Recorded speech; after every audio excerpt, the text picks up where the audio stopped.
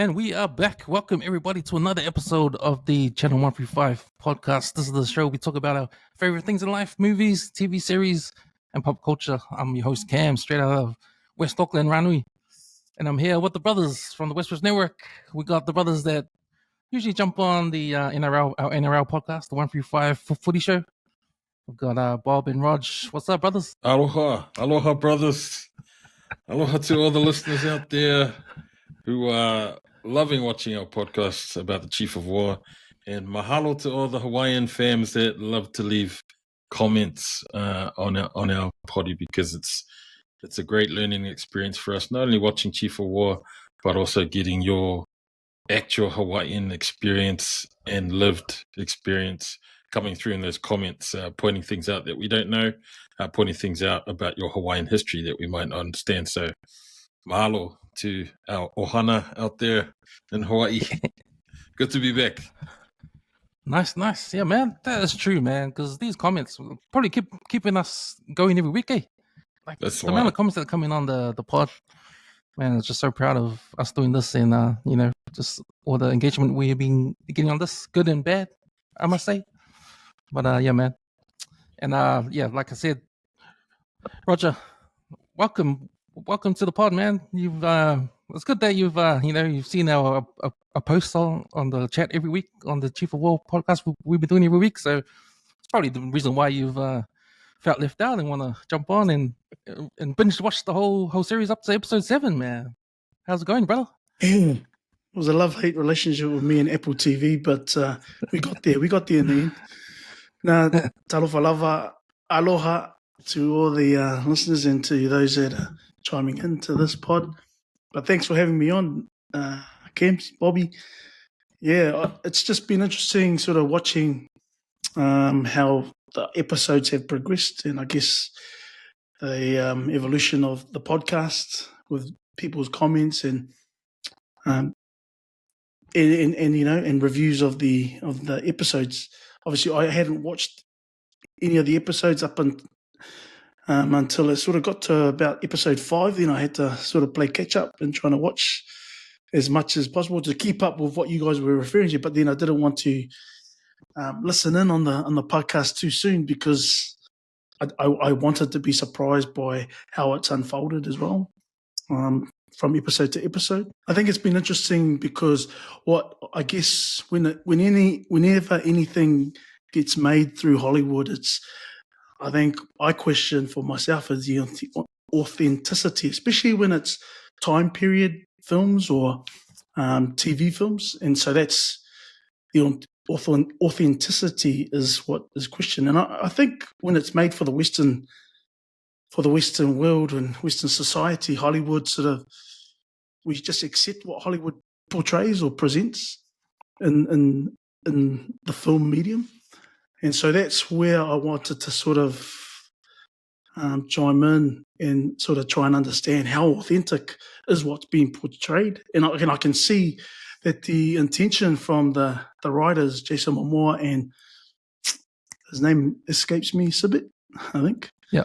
And obviously it's been like a 20-year project for them.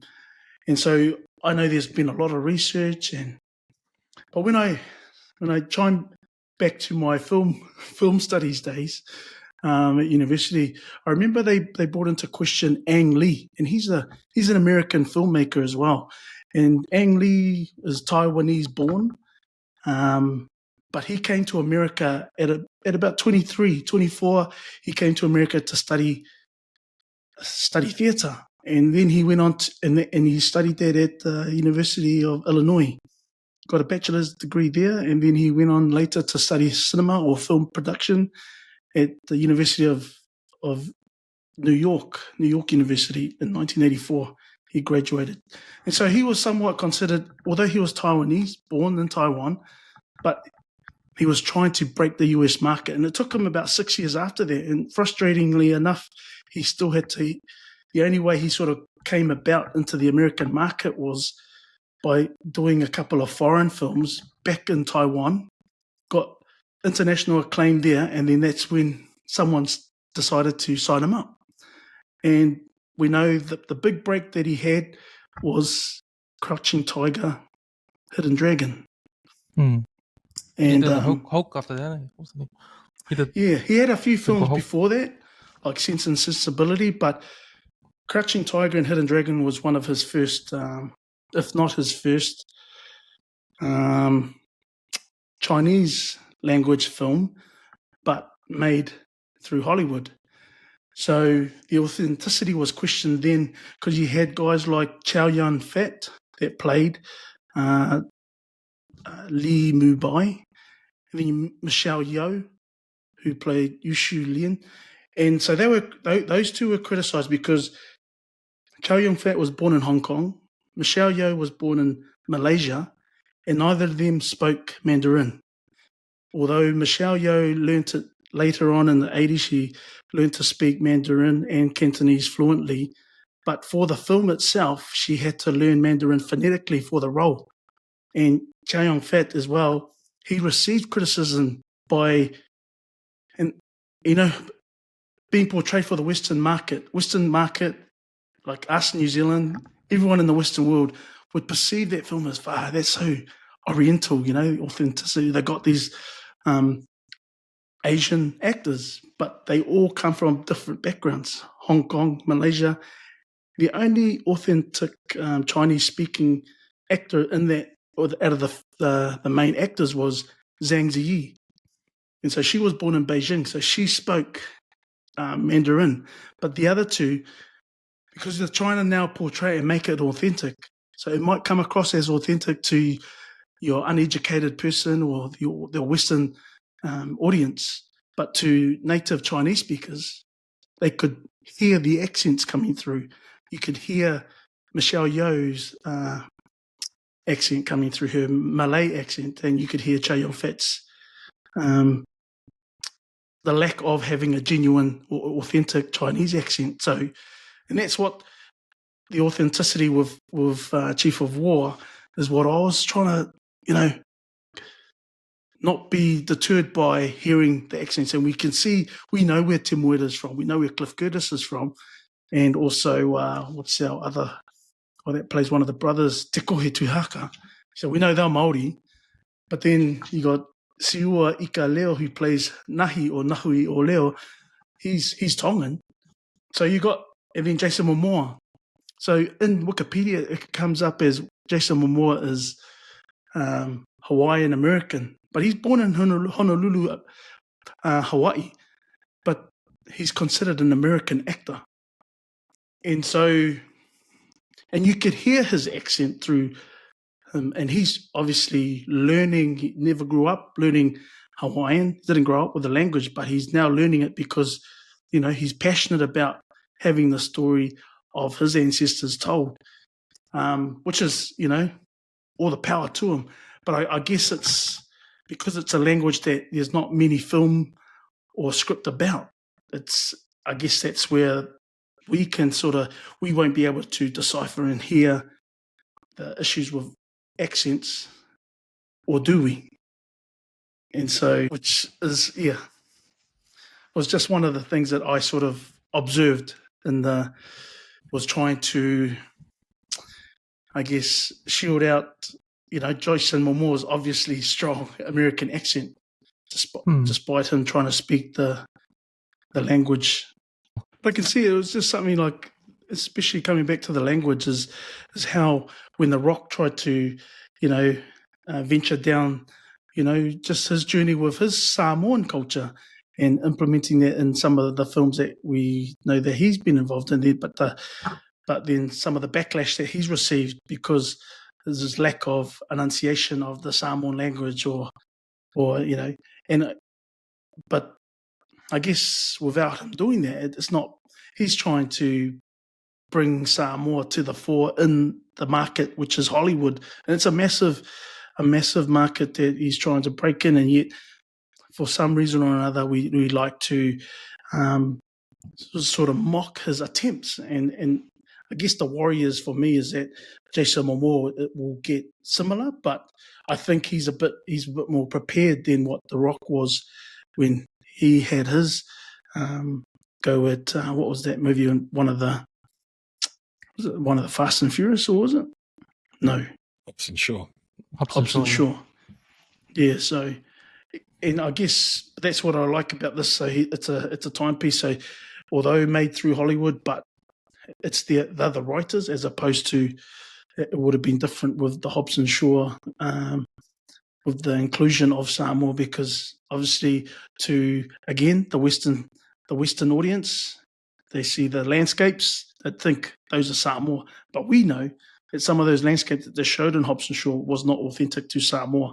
It doesn't look like there's no cliff drops like there was showed in Hobson Shaw, especially in some of those scenes when the car chases were on. But we know that, and then we can also identify locations that they've utilised in this Chief of War, where it's, have they hidden it enough well that you can't tell the difference? That whether it's Hawaii, we know that a lot of it was filmed in New Zealand for the purposes of the landscape.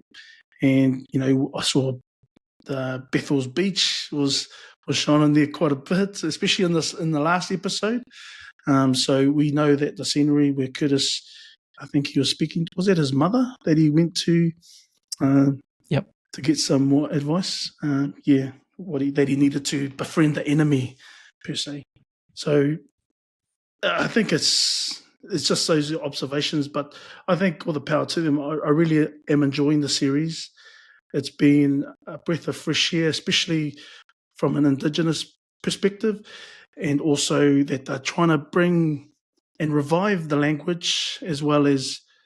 So, yeah, it's a different predicament to what The Rock was trying to do, I believe, because he was still more, it's about the Hollywood perception, whereas Jason Momoa and the writers of Chief of War are trying to, reclaim some of the history and the stories that have been told about Hawaii and their ancestry.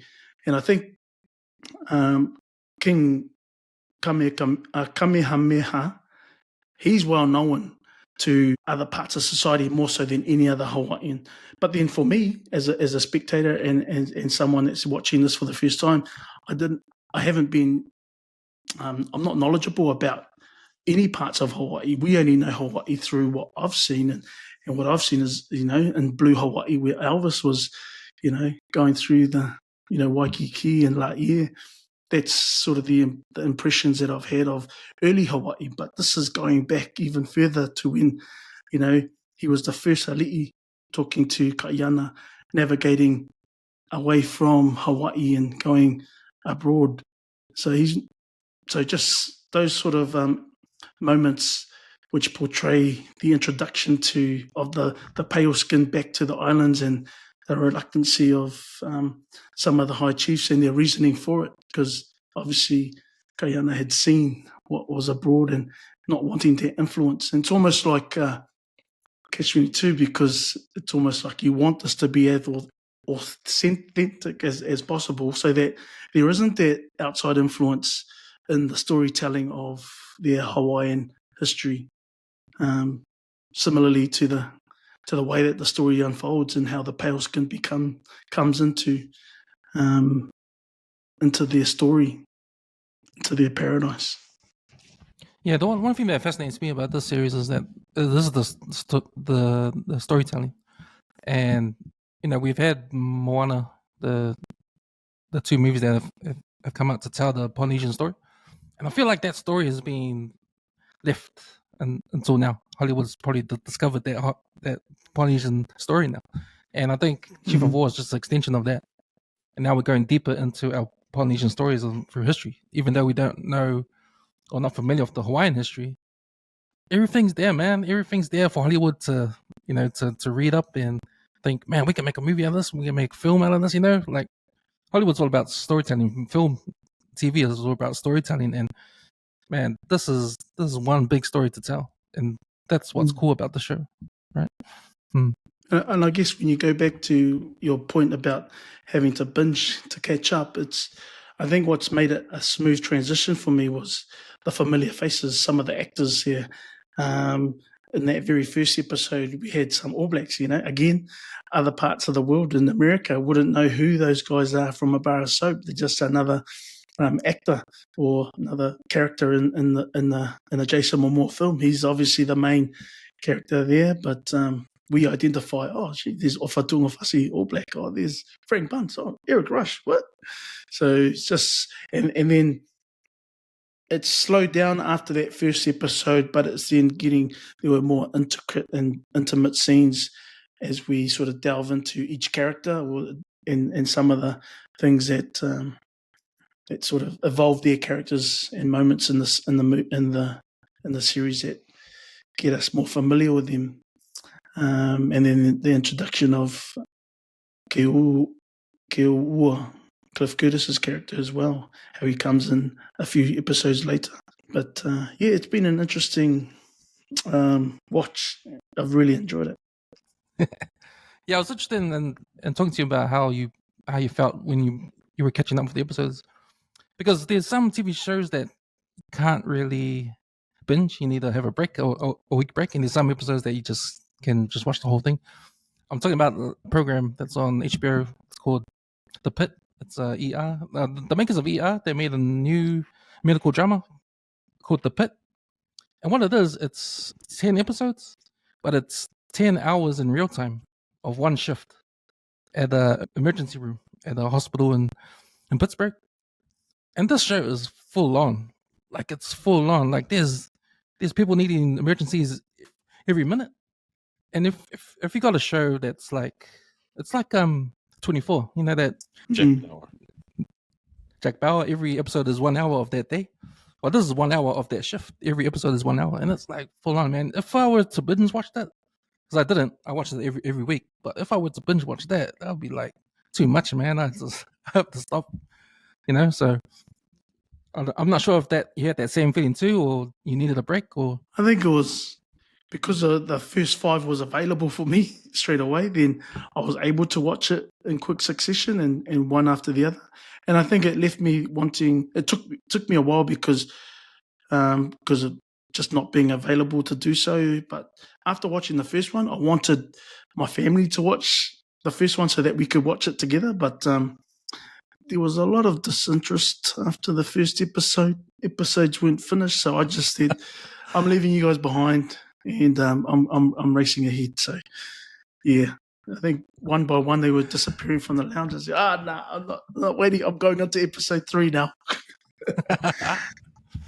So, speaking of The Rock, you mentioned before, like he's just finished. I saw he got a standing ovation.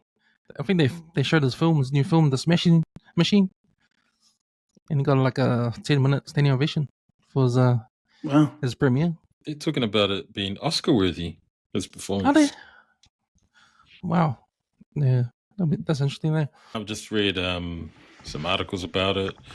Like Emily Blunt's talked a bit about how different Dwayne Johnson's been in this role, how he had to really be vulnerable to get into character and to just change up what we're used to seeing from him.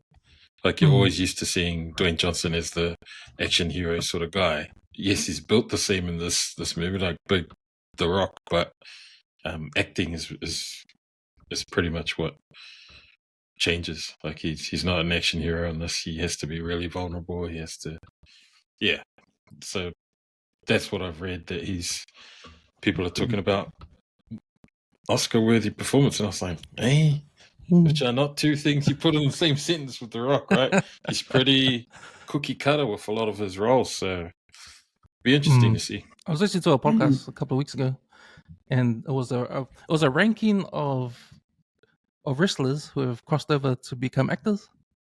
Who's the best? And The Rock came second or third. I think the first was Batista, second was John Cena, third was The Rock. But no one first wanted to. was Batista. Yeah, Sheesh. Batista. He's done a lot of movies. That guy. I agree. Go down this. Yeah. Really? He's done a few. Like the Dwayne Johnson's probably done a whole heap of super popular films. Like, that's probably made way more money than Batista has.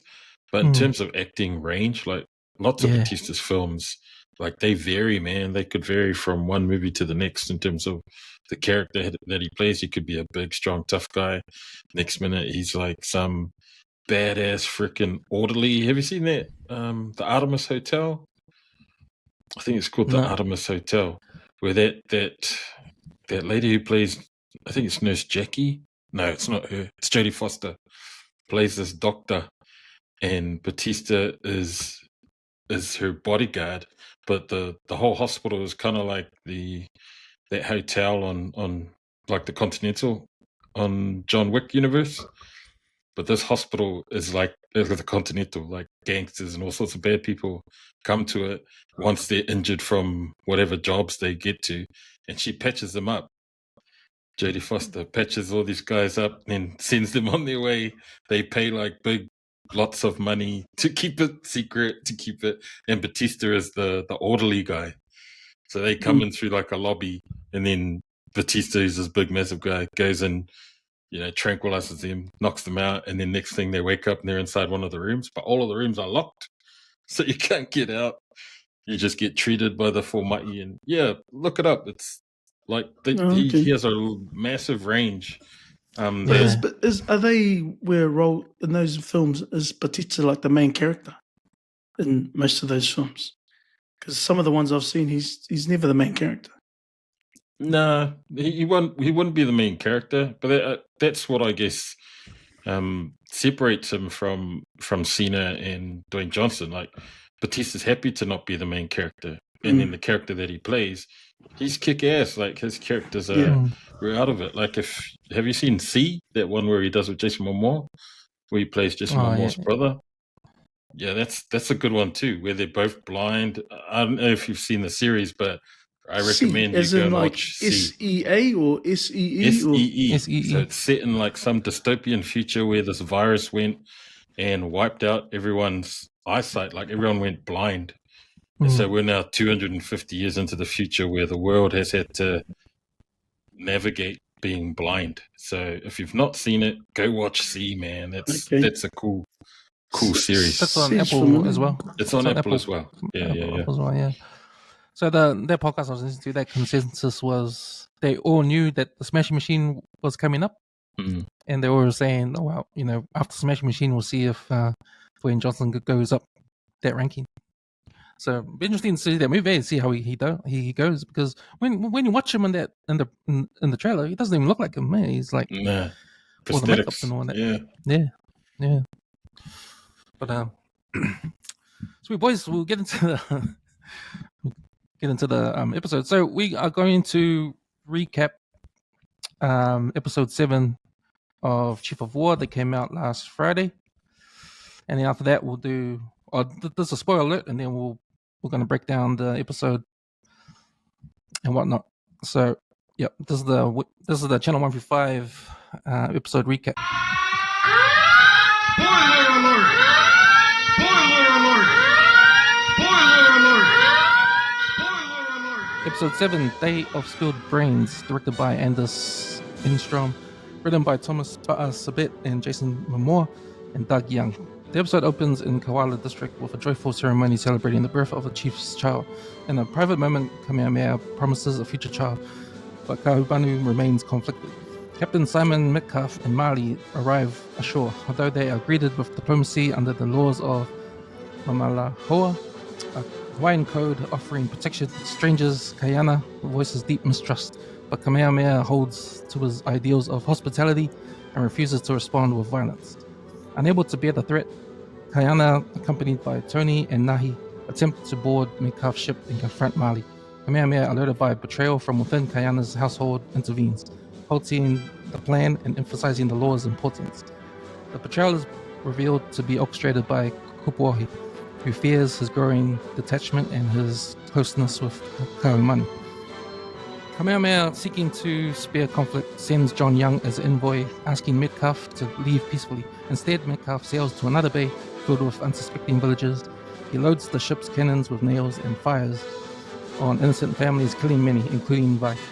Marley is eventually thrown overboard as the ship departs. The episode ends with Kaiana surveying the carnage, consumed by grief and rage, and that was your Channel 135 episode recap All right.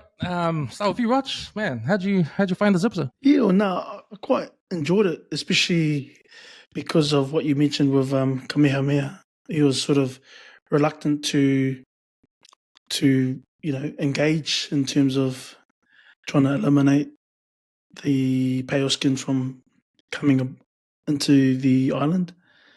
But I guess was the mistrust as well.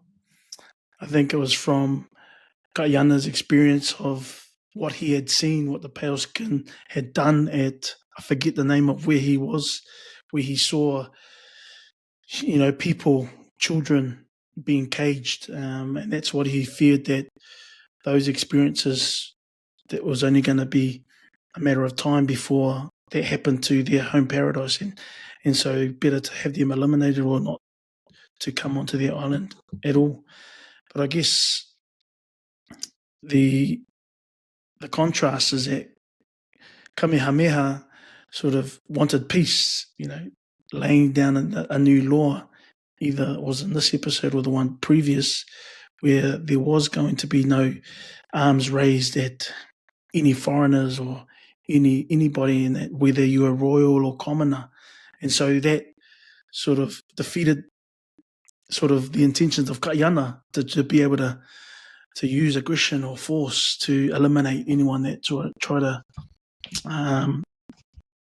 go against what their paradise sort of represented. So, I guess the massive sense of betrayal came through when they were setting sail, and as the episode title suggests, that it left with a bay where they felt the full wrath and saw the wrath of what the pale skins were able to inflict upon these innocent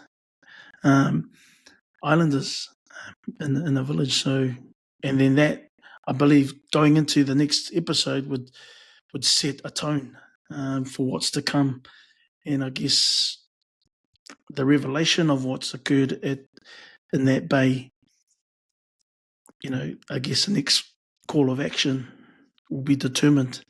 And so does Kaiana finally get a chance now to inflict pain as a response? And does he now get the due credit that of what he was had been trying to tell them what was coming if we invited these foreigners and entrusted them to be on their land and the island? Is that they were coming here with hidden agendas, and so as soon as they don't get what they want, this is how they've responded in trying to inflict pain and causing hurt to the islanders. But yeah, real sad sort of ending. Oh, so were we meant to go into that? Spoiler alert? Or have I gone too far? No, I already did the spoiler alert, so you can.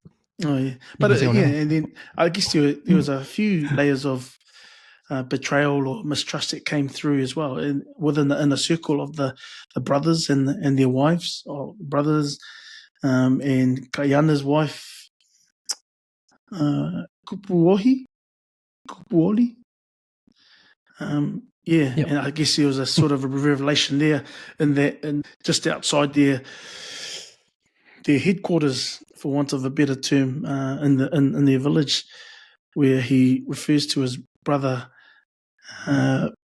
Namakeha, that something different about him, and then they go back and forth, and then Nahi obviously chimes in, doesn't want to reveal it to Kaiana, but says, it's not the first time that she's betrayed Kaiana.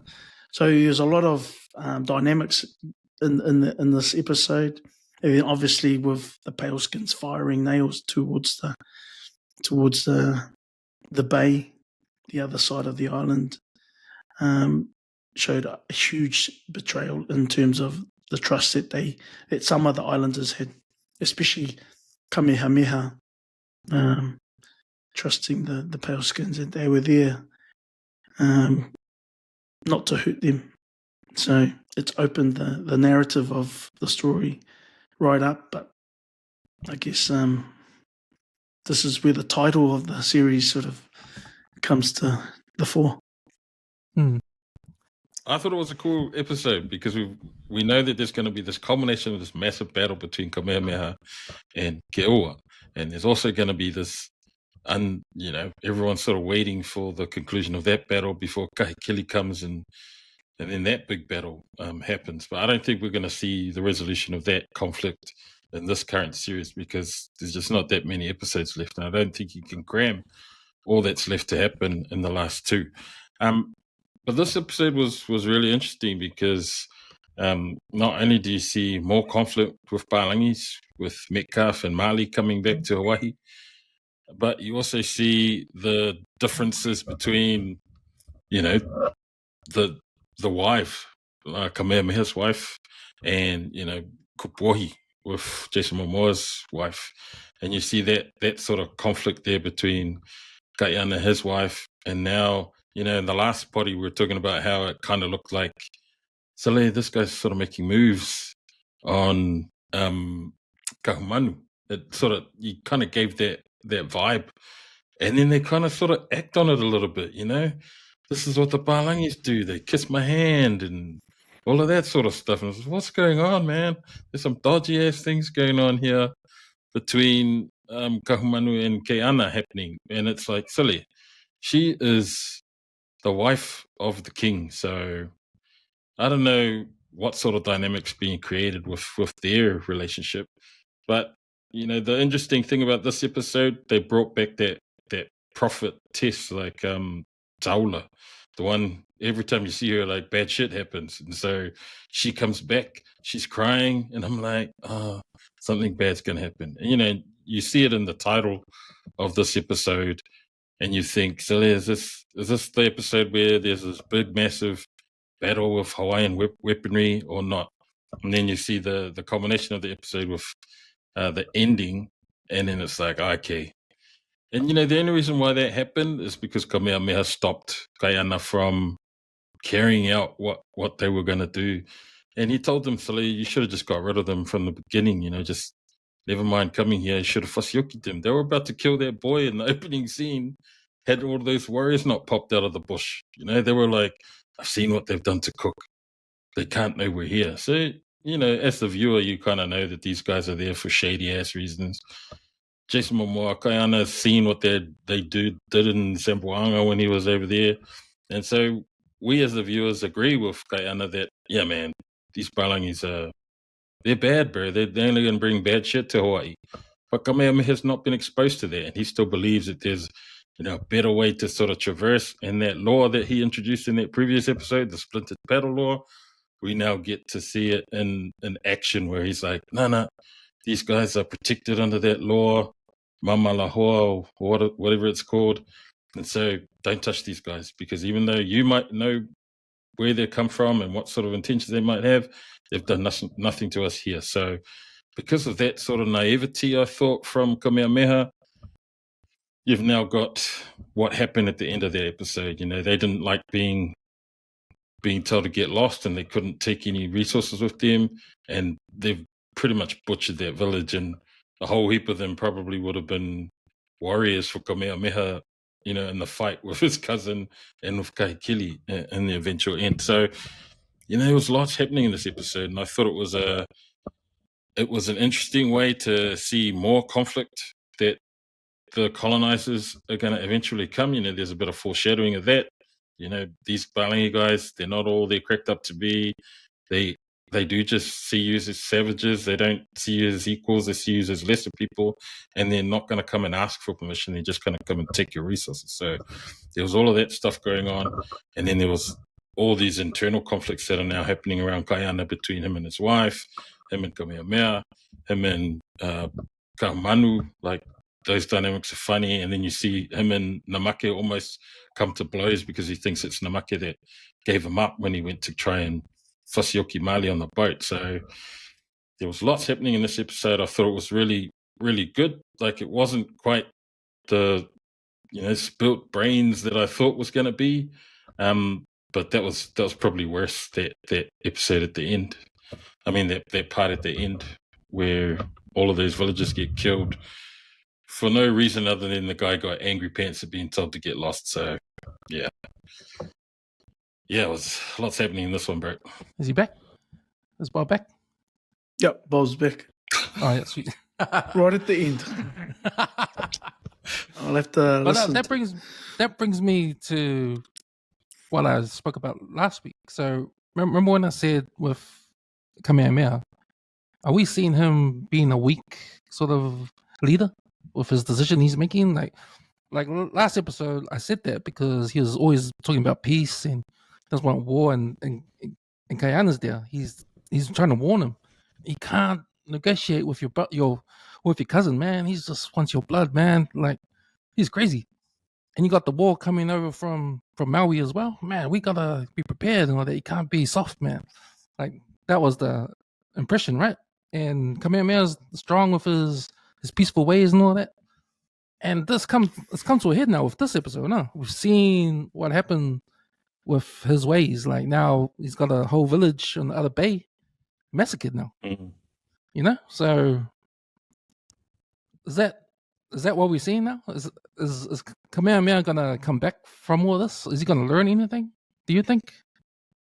Rog? I'm curious to see how it unfolds because, because all I know is Kamehameha. He's revered. There's a statue of Kamehameha in America, or yes, so in a museum somewhere, and he's the one that's well known to historians or to the story of Hawaii. But it's Kaiana that's well known outside of Hawaii. So it sort of leaves me captivated to see how does his leadership change, because I know that Kamehameha, he's the one that's well revered in Hawaiian history because he's the one that unifies the islands. I guess that's where we're leading to, because it's going to be him versus Timuera's character's name, which escapes me right now, and also Cliff Curtis's Keua. So if war's coming from those two, and now Keua's sort of he's befriended them, he's gone in as an ally or someone they're gonna bring war together to where Kamehameha is. But now they're faced with what's just taken place in this bay, in this village. So is there going to be a shift, or is he now going to be convinced that the only way to respond is the way that Guyana's been trying to advise? Yeah, like a big plot twist thing. Mm. It's gonna turn the tables on what kind of leader he is. But Bob, what's your thoughts on his leadership at the moment? This episode, I think you're right. It does kind of put into question how he's wanting to lead. And I think Kahumanu wants him to lead peacefully, but she kind of knows that it's inevitable that there might be a war. But, she can't have both. Like, she wants a peaceful resolution to the situation on Hawaii at the moment between Kamehameha and Keua. But, man, like, she's trying to be in both ships, trying to appease Kamehameha because it's his wife, but also trying to, I understand Guyana on the other side. And I'm like, she's playing both of these guys off, and they're both tied around her little pinky finger, man. And, you had Kupohi who had Guyana's ear, and there's that scene where Guyana and his family are sort of around that fire, and they're talking things over, and then they get up and leave, and then Namake's like, hey, you didn't say anything. Why didn't you say anything? Because, Guyana always listens to your counsel. And then she's like, not anymore. And I'm like, oh, there's a real shift now. And, of course he's probably not going to listen to you because she's being essay too. Like, she went against him when she wanted to talk peace with her cousin, Keua, on the other side of Na'u, where she was raised, or Ka'u. Yeah, I think that's right. The other side of Beffels. and she wanted peace there. And you can understand why, because those guys on the other side with Keua are her family. Like, that's where she was raised. But, Jason Momoa, Guyana's really he's really turned off now because he knows that something's up. Like, it's like, oh, what's wrong with her? But he's also now attracted to Kaumanu and the stuff that she's sort of saying now. And he understands the dynamic that she's got the Kamehameha's kissing of the ear. hand Ah, on the tick on the so knee. that was real. The curtsy. Silly. Okay. Oh, That's that's the influence of, yeah, how so you Roger got all this. chatted up Vivian. Whoa. You know, when you're talking, because it's gone. And also the evolution of them speaking, just, you know, us hearing. Because I thought, oh, wow, this is just going to be all in Hawaii, in the language. But now there's, you know, it just slowly, the English has encroached into brought more English in, which I thought, stink. It's like, I understand it because, you know, most people are going to be English speakers watching, but I really enjoyed the fact that in the beginning it was all just Hawaiian and they were just speaking Hawaiian language. But yeah, they started to bring a lot of English in, so it's like, come on, man, don't. Goes to show how Kill good it a now. teacher John Young is. I eh? reckon, man. I was Pretty like, much taught the whole silly. island. This guy But wasn't I just can a understand. I can understand Kaiana learning the English because he's gone. He's gone abroad. He was on a ship where they were just predominantly English everyone speakers. speaks English. But then he's come back, and then all of a sudden, far out, John Young, mate, you're a He professor. established a school. Because what I get is I can understand if they're going to speak English when there's English speakers around like John Young, but then even their conversations between each other when they're all meant to be indigenous in Hawaii, they're still speaking English, and I was going, nah, that's not natural. That's not natural. I know that's not natural. I can understand why they may have come to a crossroads where that's just because all credit to them, man. Even Te Moera, all the Hawaiian that they've been able to learn up until that point, that's crazy impressive. And so, but I guess to progress, they've got to show the evolution of the infiltration of the ways of the pale skin, and it's coming through the language, it's coming through them trying to come onto the island in the physical, and now inflicting where they want to almost conquer, and that's the whole impression and that's what they're just slowly infiltrating in, not only through language but the way that scene has ended too. It's a painful. But it's sort of convoluted with all the mind games it's happening around as well. Yeah, it's a painful lesson I think Kamehameha has learned in his leadership. Like, you know, yes, he wants to pursue peace. Yes, he's established these laws. Even Pailangis are now covered under and protected by this law of the splintered paddle. You know, that unless your life's in danger, you know, leave them at peace. And I'm thinking, suddenly, it's a real naive approach. And he's now learnt the hard way that, you know, there are people like Kaiana who've had experience with these Pailangis, and you should always, you know, seek really, really good counsel from people that know these people. And, you know, he's taken counsel from a lot of people, but he's quite rigid in his pursuit of peace. You know, he's like, peaceful this. I just want to be a kalo farmer, you know, and it's come back to bite him in the ass in this episode where, you know, that whole village by the beach has been slaughtered. So yeah, it'd be interesting to see in the next episode what he does. But and what she touched on there with his leadership, Cam and Bob, is that it's almost like he's been thrust into it, that responsibility. He just wants to be in the background, like you say, cultivating the land. You know, he's a kalo farmer. And the ironic thing is that Kamehameha's the person, the actor that plays, that's what he is. A real trader. He's a kalo farmer. I was like, it's crazy. And how, Kaina Makua is his name. And it's like, it's crazy how they've actually found someone that's his vocation to play king. But yeah, peaceful I guess it's a trait that you can go through all the history, through many of the monarchs, where you have ones that we try and maintain peace, but then there's a point in time where you're either going to be conquered or taken over unless you fight back. And I think this is the turning point where this has now happened on his shores, and now the course of action. Does he finally agree to what Kaiana's been bandying on about as a response now, or does he continue the peaceful nature of his leadership? But someone that, I guess, thought that would be that's his style of leadership, and that would be how he wanted his reign to be, remembered as just one of peace, just one of just living in the farm, educating how to cultivate the land and what have you. But now he's finally going to have to,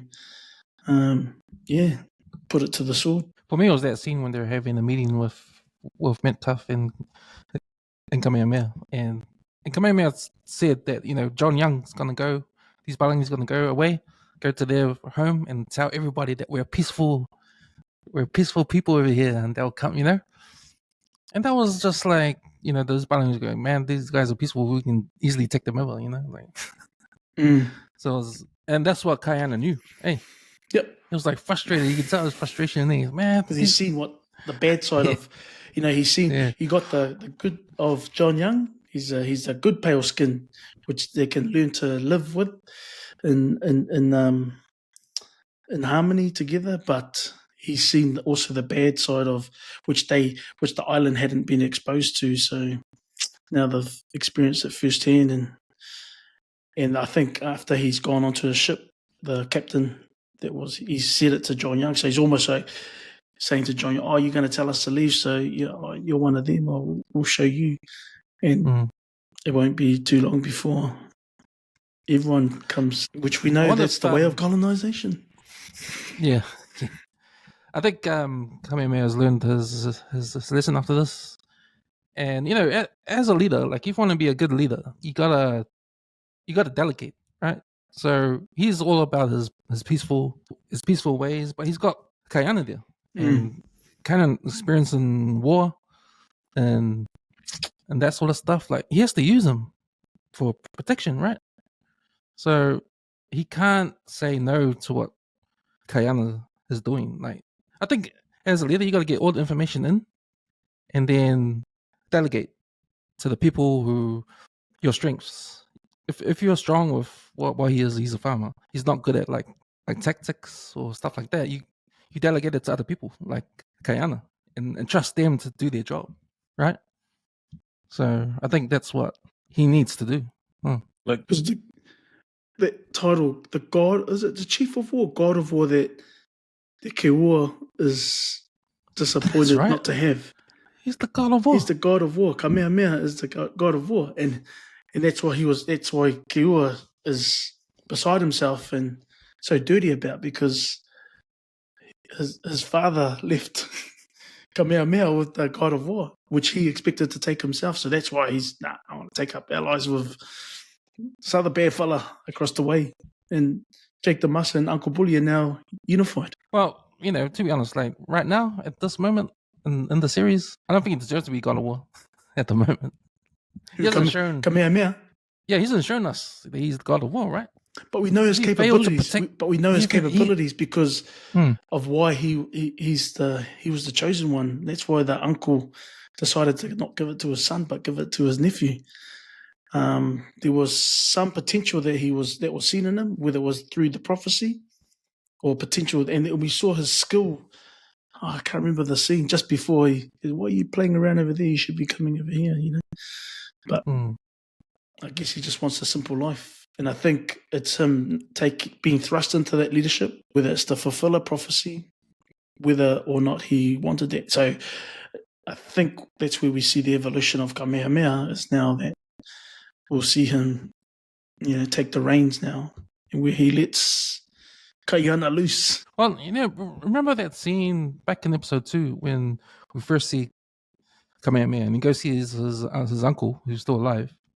But he shows his uncle that he's prepared everything in case there's an invasion from Maui. Like, that scene there shows us that, he's onto it. He's prepared. He's going to be the God of War. So, he probably knows what to do in times of strife, right? He knows how to prepare himself, prepare the people. He knows how to war. And then we never see any of that again. Like, it's to the point where it's like hectic now because there's Balangi's coming. So episode now 8. He's getting stronger, and his cousin's up. It must be episode 8. Then. It must be coming. We're gonna see him in his full wrath. There was a lot of mana building for Kamehameha. You know, I said the first sort of few episodes were all about Jason Momoa being the chief of war, and he had all the mana. And then when they introduced Kamehameha, there was all that mana building for Kamehameha to get him up to that same level as Kaiana. So that last episode, you know, and even the one before that with the splintered paddle law being introduced, you know, you got to see a different side of him. And it's like, okay, he's trying to approach this conflict real level-headed. He's quite measured in how he's sort of approaching Diplomatic. it. Yeah, very diplomatic. But it's like he's trying to be diplomatic in a time when diplomacy didn't really exist in Hawaii. It was kill or be killed. You built your forces up, and then you went and you attacked. And back in the islands, and even here in New Zealand, if your village got slaughtered, the only way that you were going to get revenge was to rebuild your stocks of warriors by having more kids. Like, you had to have children so that they could grow up in 20 years' time and get revenge back on whoever it was 20 years ago that came in for fighting your village in the first place. Like, it wasn't, there was a readily supplied of warriors, you know, Whioki warriors. You've got to bear children and raise more warriors.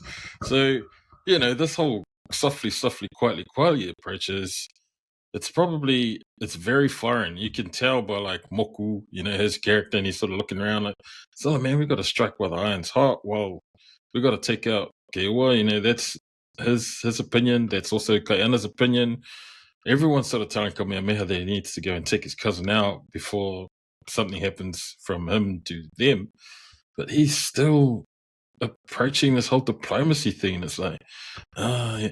And now we get what happened in the last episode with him sort of, you know, sending that Palangi guy Metcalf on his way, and only for him to be Lokoleanga and shoot and kill everyone on that beach village. So it's like, I don't know. I thought it was a little bit weak. Like, it went from mana building, and now in that last episode is like sort of come down a bit, because now it's like they're building back up to, well, it's not called King of Hawaii, it's called Chief of War. So it's going back to Kaiana being the manly. I think that's where the storytelling has always been Kaiana, even though he's not the king.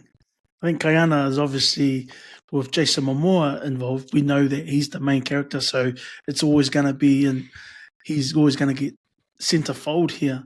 But Kamehameha is the integral part in terms of being the king, and where he's now going to be swayed, and we see his leadership, because as you were saying, Bob, you know, building up to that sort of climactic scene where he shows his leadership. But I believe it shows how Kaiana is the integral part to the storytelling of Kamehameha's reign. What Kamehameha is, his legacy is in the hands of Kaiana and how he responds now. And I think the revelation after the self-title of this episode, Bay of Spilled Brains, I think that's where the revelation and the change in Kamehameha's leadership will come to the fore, I believe. Because now, with the desperation of Kaiana running across, when he knew that, being told that the ship was sailing to the other side of the island, you could see it in his desperation to get across there, but he's going to be too late. And he sees the devastation from up in the hill. And so I think that's now Kaiana's only going to see red mist regardless of whether Kamehameha gives him the green light. But I think it's all pointing in that direction. And there's your character arc for the whole series of Kamehameha. We see him. He's going to be built up. He's going to come back down. He's going to come back up again. 2 more episodes to go.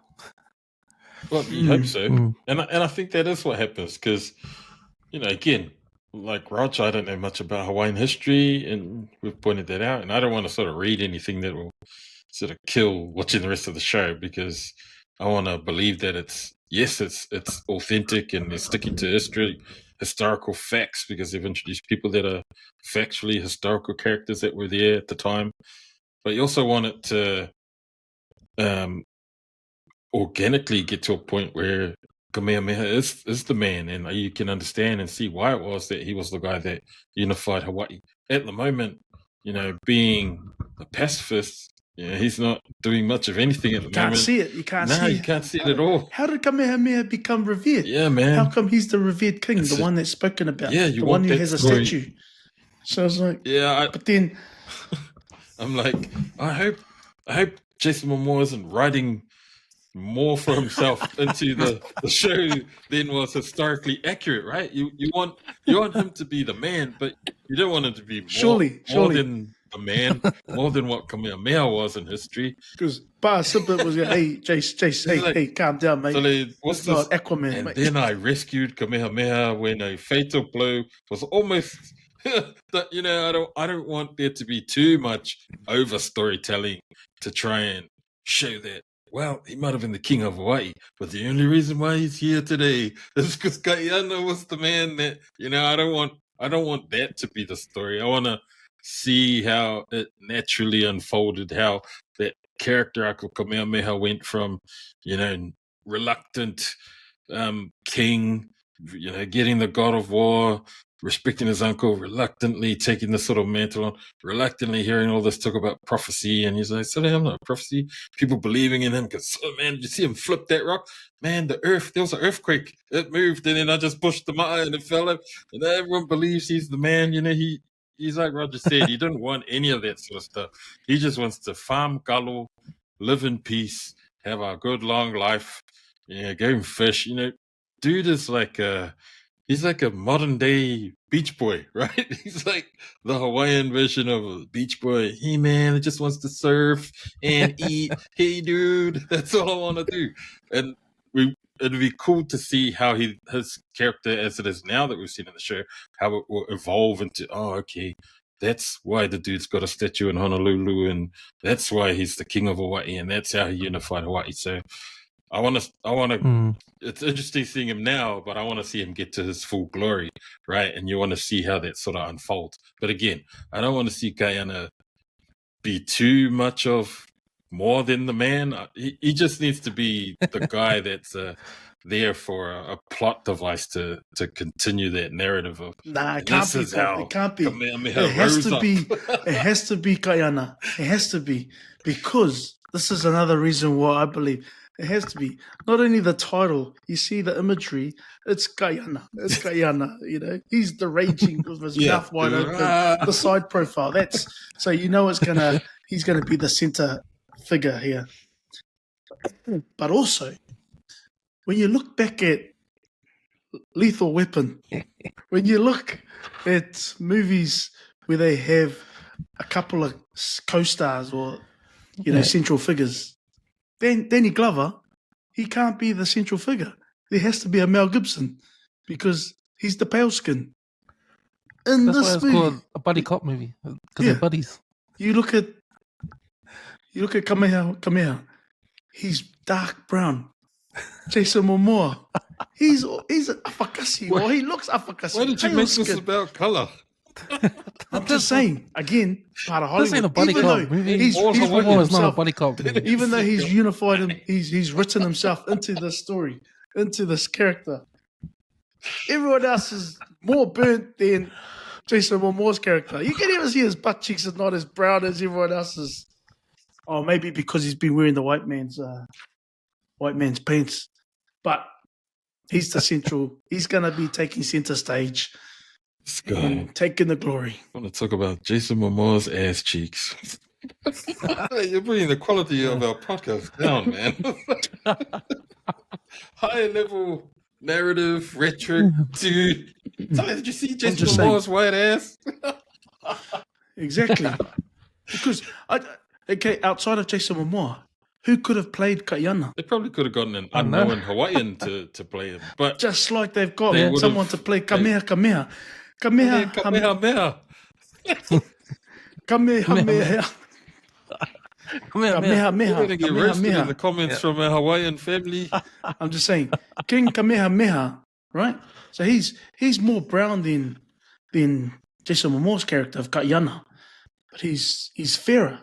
So a lot of the Hollywood movies that we have, it's always the white person, the character, or the more fair complexion it takes is the star of the show. And Except for 48 Hours. You can't put Nick Nolte in front of Eddie Murphy in 48 Hours. I haven't seen that.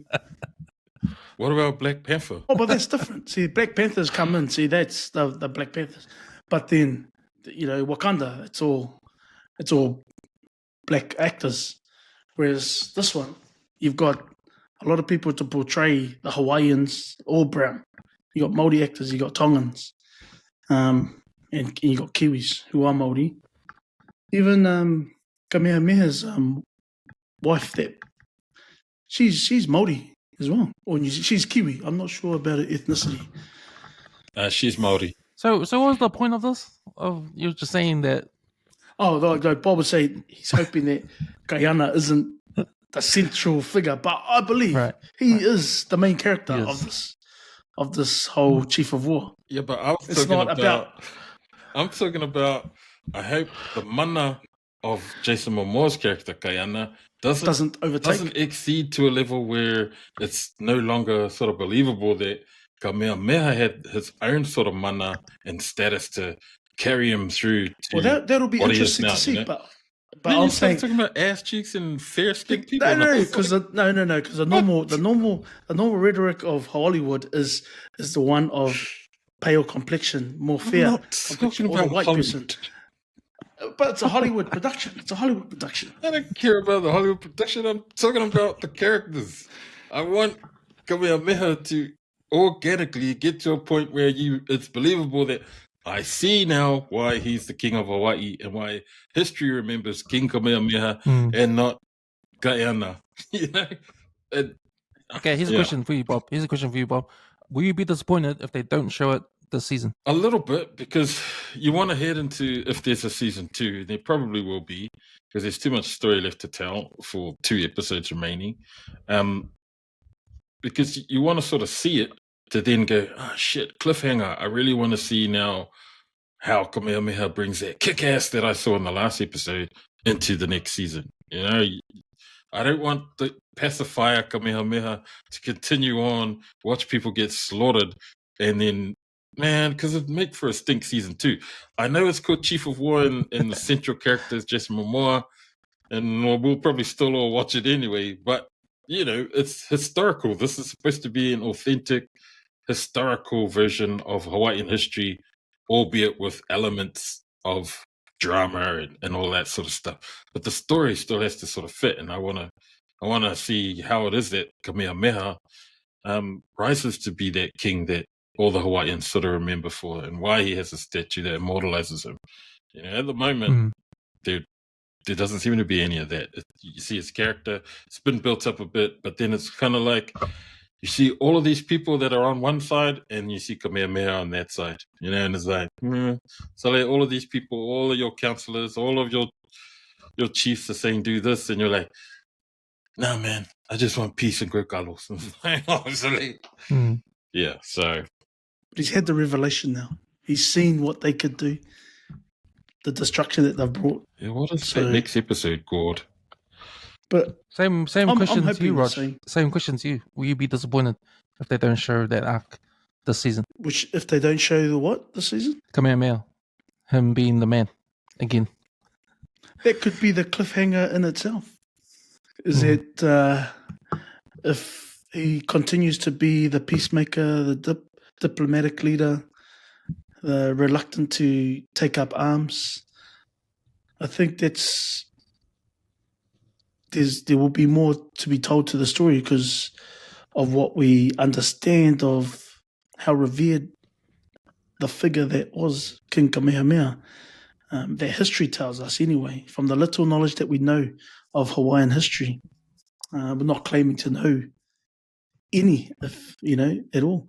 But based on the storyline, it's sort of leaning towards him having that revelation given the destruction that's been brought upon his land by the Paleskins. So whether we see a shift in his leadership, the series, I believe it will it has to be portrayed at some or conveyed at some point, whether it be, at the beginning of next season. But I believe Kaiana is still going to be the one that takes the glory. It leads the charge. Take the paleskins away. But we also know that the inevitable is going to happen. But whether that happens, all I know as well that the Hawaiian kingdom was fallen. So when that happens, does that happen in this evolution of storytelling? I don't know. Does he die? Does Chief of War? Does Kaiana die in vain? We don't know. I haven't. I know there's another. Like there's a Kamehameha the second, third, or something like that. Through the generations. Is it? Because she can't bear.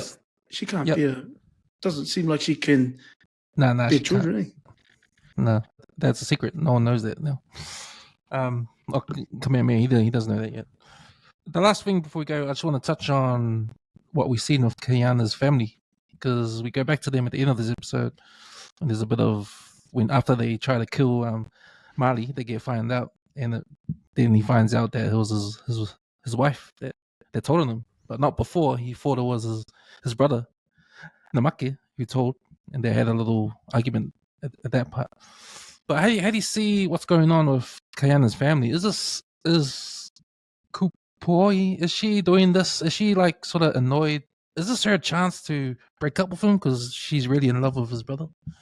That hasn't been resolved yet, eh? Is this what we've seen? Well, she was ready to go back to Kaiana as soon as he returned. So it's an interesting dynamic there, because all of a sudden, there was an exchange of necklaces between her and Namakeha. But then, as soon as he's come back, you see Namakeha in the background taking off his necklace. Better hide this just in case I get questioned. Where did I get that from? And she's just, continued her relationship with Kaiana, and they've gone into their hut, and it's been a long year or two. So it took, I think he was away for a year. It would have taken a long time to sail away, and then it would have taken a long time to sail back. So we don't know how much time. I think I saw a year had passed, but then how much time had passed when they sailed back? It would have been weeks, that's right. months. Mm-hmm. So I can understand why Kaiana is very fluent in his English, and I can understand why Kamehameha's wife is fluent, because she speaks the Queen's English. But the dynamic of the family, she's obviously already said how much he doesn't listen to her anymore. She saw his actions at Bethel's beach with Keua as an act of mistrust, or didn't trust her, for her to negotiate with her, with Keua. Yeah, so there's a rift now, and there's a bit of friction, and she's probably now leaning more towards Namakeha and how he was the shoulder for her to rely on, to lean on. So it's not looking well for Kaiana's family. But then, I guess we'll see how it all pans out, because at the end of the day, I believe the brothers will be strong and be able to see through whatever the triangle, the love triangle is going on. I think they'll still back each other up. And I know Nahi doesn't want to. He'll always back up his brother Kaiana, but he wants also Tekohi's character Namakeha to be there as well, despite what's going on in the background without Kaiana's knowledge at this point. Any last thoughts on that, Bob? Yeah, I mean, Wohi and Namake have sort of, they had accepted that Kaiana was gone. Like, they didn't think he'd come back. And so they went through that whole mourning period, and they kind of helped each other through that grief. They came together, they ended up together, and then Kaiana sort of come back. And I think she'd already sort of moved on emotionally with Namake. So, having Diana back was a real conflict for her, even though Namake's trying to, get his balance. Like, no, he sort of said he'll find his balance, his center, he'll be all right. He just needs his time. But you got to stop, egging him on or letting him think that there's still a flame there, because otherwise it'll keep him screwed up. And I mentioned this in his previous episode that we did that. There's all these fingers, bro. They fuck their ulus with their women ways. Hey, mind games. The wiles of women, bro. They can't understand it. You From want them experience, there, bro. but it's like, I think that's true, and even today, So it is unresolved. Like, that whole dynamic has been put on the back burner with all of this other stuff that's sort of happening. But you kind of know that even that thing's going to blow up in front of Kahana's face, where he's trying to sort all of these external issues, where internally their family unit it's not good, man. And he's sort of sensed that something's different, hasn't quite identified it, can see the stuff that's happening with his wife, boy, he's real different. But now he's starting to see, things like Essie with his brother. So it's like, hey, what's going on here? And I don't think he's really afforded any time to try and sort out those internal family issues, because he's too busy trying to save Hawaii and save the world. So it's like, well, it looks like that might blow up in his face later on down the line. I don't know how, but he's probably been super stable, and I think the last thing he needs is to know that his brother's hooked up with his wife while he was gone, because that's kind of understandable. But then it's like, how will he take it? That one thing might completely mess up his state of mind and what he's trying to achieve through Kamehameha and unifying Hawaii and getting rid of Keiua, and then ultimately having a big ass battle with Kahekili when he comes over. So yeah, it's not looking good, that whole family unit. And I know that Nahi and Heke are trying to sort of keep the peace and broker peaceful relations between the families, but nah, it's not looking good at all. Heading in a really bad way, I think. And Heke is Kupohi's sister, eh? Yeah. Yep. They haven't sort of, they're not in a relationship, but they show a lot of affection towards each other, eh? So they're sort of caught in the middle, well, especially Kupohi's sister as well. Sweet. Spilled brains. Who won the episode for you, bro? Yes, that's right. For me, you go first. I'm still thinking. I thought it was the What's captain, this? bro. Like, Captain Yes. Metcalf, I thought was the absolute winner in this. Sure, he was a loser on the episode, and he didn't get anything from traveling all that way to Hawaii. But he now knows that Hawaii's there, and that character was a real a-hole from when you saw him in Zamboanga in previous episodes, and then seeing him in the last episode, and just what he did. He even sort of plank walks Marley off his ship, like, silly, I made my kupe in time getting here. Get off my ship. Now Marley's stuck floating around in Hawaiian waters with the sharks. Better to just die of the sharks, bro, than to get cooked by the Hawaiians when you go back to shore. But the captain for me was the one who won that, Captain Metcalf. That guy came across as all, hey, I'm here to broker peace and blah, blah, blah. But you knew deep down that guy was a bastard, and he showed it right at the end of that episode. Yes, that's a good call. I agree with that one. I know who lost the episode. It was Kamehameha. He lost the episode. Yeah, nah, man. I agree, man. Yeah, Captain Simon Metcalf. And I mentioned last episode, he's a real life character. I read a little bit about him. It doesn't match up what we've seen on the episode, though. The little that I read, it's not what's happening. Is he a in the merchant? episode. Is he like a trader? Well, I read that he sells guns to. So he's a smuggler. Yeah. Okay. Or yeah, but he's in Kamehameha's on his team. So that's what I read, but I haven't seen that yet. We haven't seen that yet in the episode. Obviously, he's not on his team. Come in, Namakeha. But yes, I agree. Captain Simon Metcalf won episode 7. We're gonna end the podcast now. So Thanks to Raj, who just disappeared, but thanks for Raj for jumping on. Thanks to Bob for jumping on too. You can find Bob on our Rugby League podcast, NRL podcast, the 135 Footy Show. The Warriors. What's happening? Go to Warriors. I guess you guys will be talking about previewing the finals. Footy, the first week of finals. Yeah, that's probably all we'll be talking about, I reckon.